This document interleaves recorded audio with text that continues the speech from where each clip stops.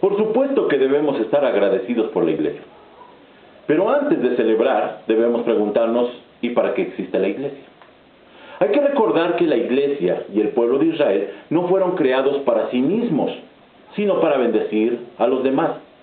Y el ejemplo máximo de esto lo encontramos en Jonás, este hombre que fue enviado a Nínive, pero que sin embargo no estaba dispuesto a compartir la bendición con nadie más que el pueblo judío. Y este fracaso que tiene Israel puede ser el fracaso de la iglesia cuando se finca toda su esperanza en el antiguo pacto, cuando deberíamos estar mirando el nuevo pacto.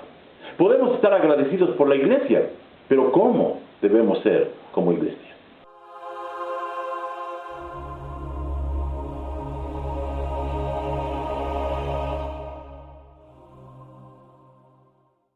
Dice en Efesios capítulo 4 versículos 1 al 6.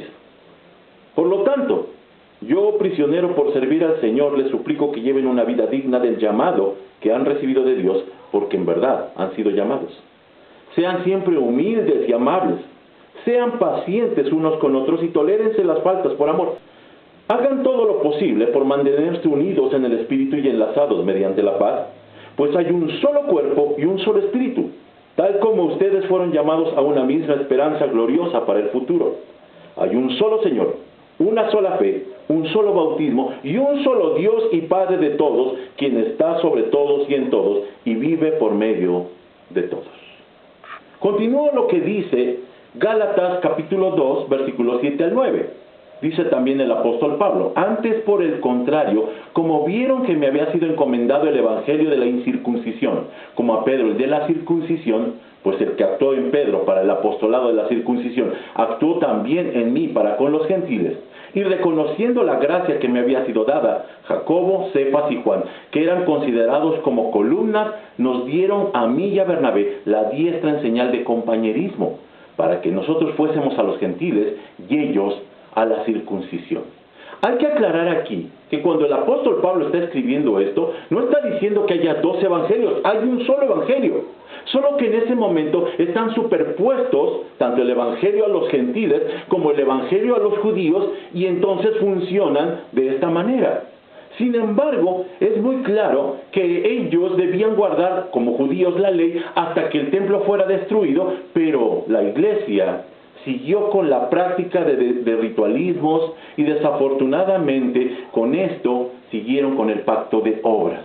El pacto de obras, que era el pacto de las obligaciones y los ritualismos, que está centrado en un templo, centrado en un clero y en la insistencia de ritualismos.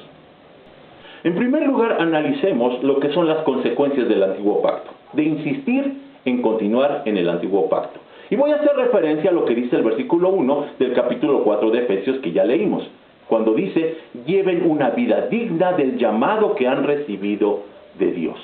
Para entender, déjeme contraponerlo de esta manera. ¿Qué es indigno?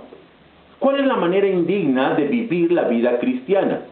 Hay 4 características farisaicas que demuestran que la iglesia está insistiendo en el antiguo pacto. En primer lugar está el asunto de la opresión. Es decir, cuando las iglesias se especializan en presionar a sus congregantes, poniendo las reglas de lo que no deben hacer. Y esto tiene la intención de controlar el comportamiento destructivo. Ahora, aquí hay que tener cuidado, porque parece que se enseña que el evangelio es negativo. Se regresan a los parámetros de no tocarás, no subirás, no buscarás, y entonces con esto se ocupan evitando errores en lugar de dedicarse al servicio. Esto perjudica terriblemente a la iglesia. Debemos concentrarnos en la verdad. Para clarificar lo anterior, déjeme poner de muestra lo que hacen aquellos que se entrenan en verificar la autenticidad de los billetes. Lejos de que nosotros pensemos que se les daría un curso acerca de lo falso de los billetes, se les da más bien el entrenamiento de conocer un billete verdadero. Así, cuando llegan a sus manos billetes falsos, inmediatamente se dan cuenta de su falsedad.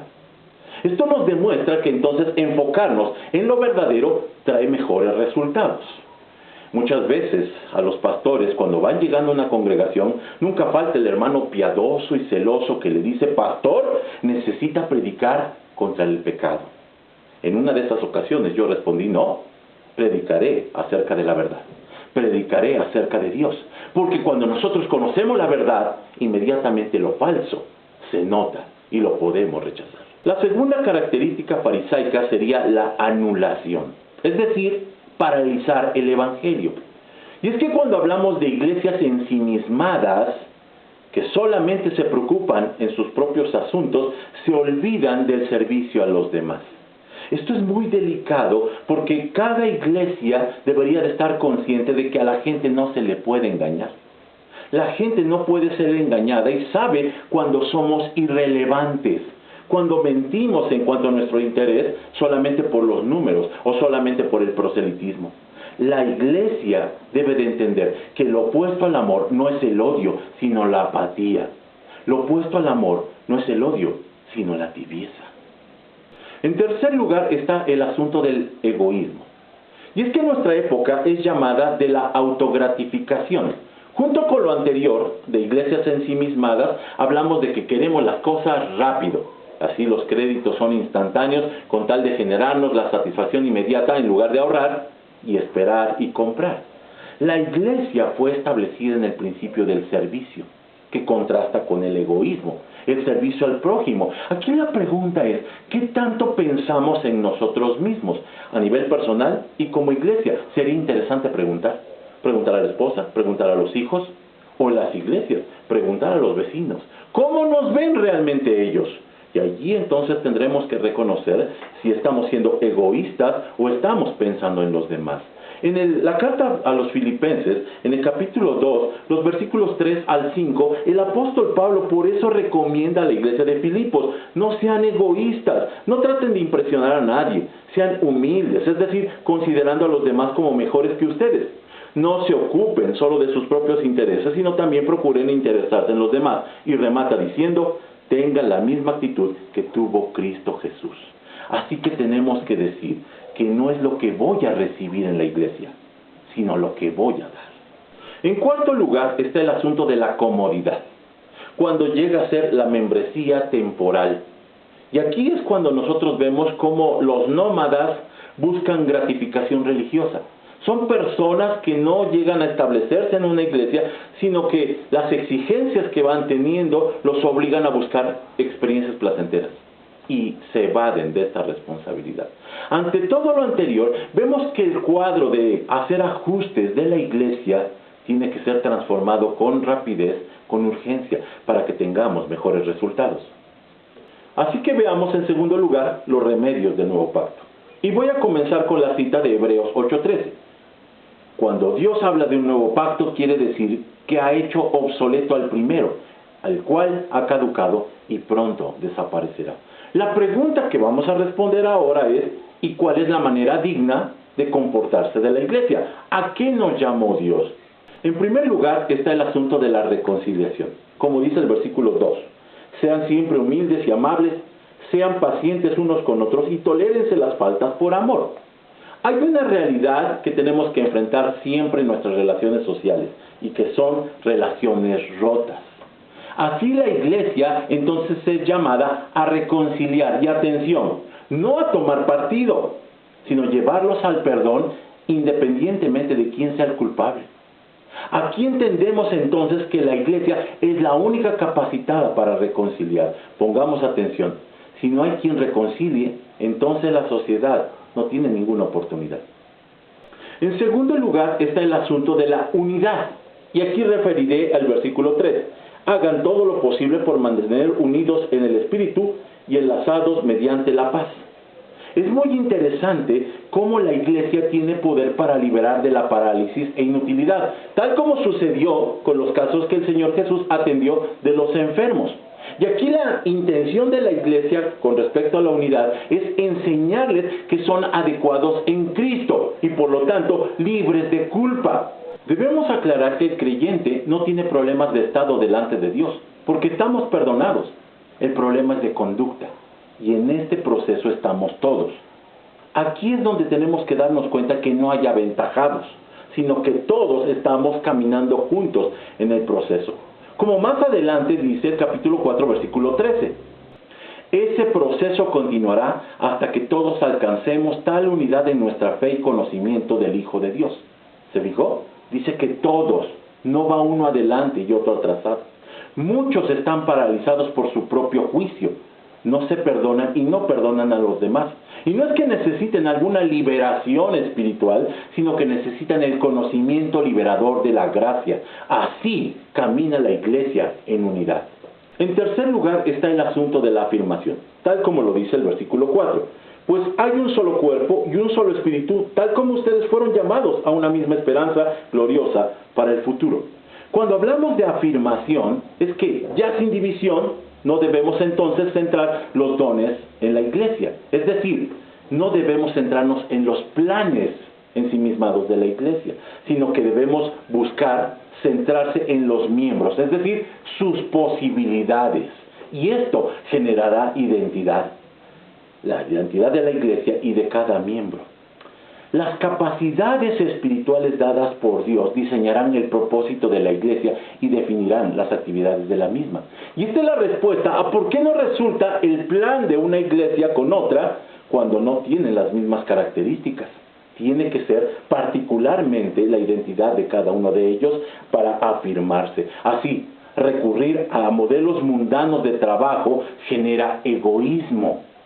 Pero ser dirigido por el Espíritu renueva, nutre y conduce. ¿Tenemos esos errores?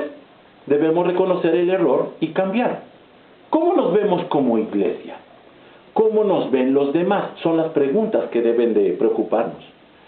En Apocalipsis, cuando se está dando el mensaje a las 7 iglesias de Asia, comienza siempre con la misma frase. Escribe al ángel de la iglesia y viene enseguida el nombre. Algunos teólogos han dicho que efectivamente puede referirse al pastor o al presbítero encargado, pero hay algunos que dicen que posiblemente se deba al espíritu o carácter de la iglesia. Déjenme explicar de esta manera. Hace algunos años, una congregación de Estados Unidos decidió expandir sus instalaciones con un gran edificio adicional.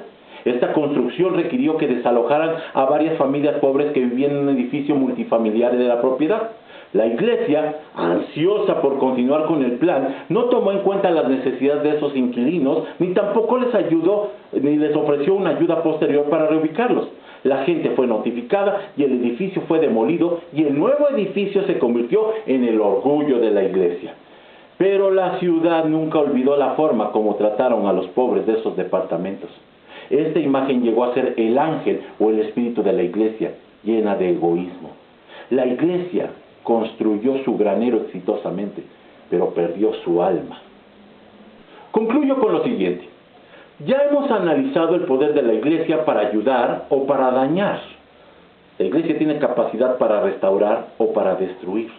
Así que la iglesia debe actuar intencionalmente y no accidentalmente en cuanto a su misión y propósito, es decir, que decida lo que va a hacer. Termino con esta historia. Lewis Carroll, en su libro Alicia en el País de las Maravillas, presenta a Alicia ante dos caminos y pregunta al gato sonriente, ¿qué camino debo tomar? Y el gato sonriente responde, depende a dónde estés tratando de llegar. Ella lo piensa un poco y contesta, no sé si realmente me importa. A lo que el gato sonriente contesta, bueno, entonces no importa qué camino tomes. ¿A dónde quiere llegar la iglesia? ¿Cómo deseamos vernos para celebrar la existencia de la iglesia? Depende del camino que tomemos. Oremos para que el Señor nos conduzca a la mejor decisión.